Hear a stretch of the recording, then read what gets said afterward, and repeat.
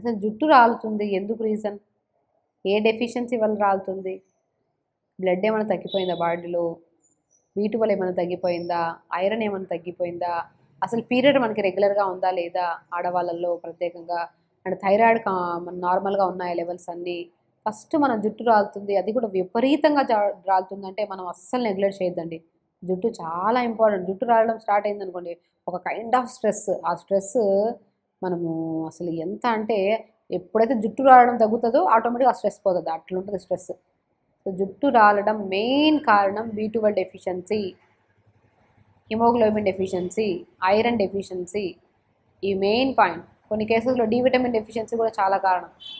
కాబట్టి మనం షాంపూలు మార్చేస్తున్నాం, ఆయిల్స్ మార్చేస్తున్నాం, డాండ్రఫ్కి ఎన్నెన్నో పేస్ట్లు అప్లై చేస్తున్నాం, తలకి ఏది రిజల్ట్ రావట్లేదు. ఎందుకు వస్తుంది రిజల్ట్? మన ఇంటర్నల్గా ఫుడ్ కరెక్ట్గా ఉంటేనే మనకి ఎక్స్టర్నల్ అప్లికేషన్ మీద దాని ఇంపాక్ట్ ఉంటుంది. కాబట్టి ఫుడ్ విషయంకి వచ్చాక డైలీ ఒక వెజిటబుల్ సూప్, కొద్దిగా మునక్కాయ ముక్కలు 4 ముక్కలు, కొద్దిగా క్యారెట్, కొద్దిగా బీట్రూట్, ఒక చిన్న ఉసిరికాయ ముక్క, చిన్న అల్లం ముక్క, కొద్దిగా ఫ్లాక్ సీడ్స్, ఇవన్నీ వేసేసుకొని 2 గ్లాసులు వాటర్ వేసి కుక్కర్ పెట్టేసేయండి. 2 విజిల్స్ అయిన తర్వాత దింపి బాగా స్మాష్ చేసేసి వేడి వేడి సూప్ తాగండి ప్రతిరోజు. మార్నింగ్ ఒకసారి, ఈవినింగ్ ఒకసారి, రెండు పూట్ల తాగండి.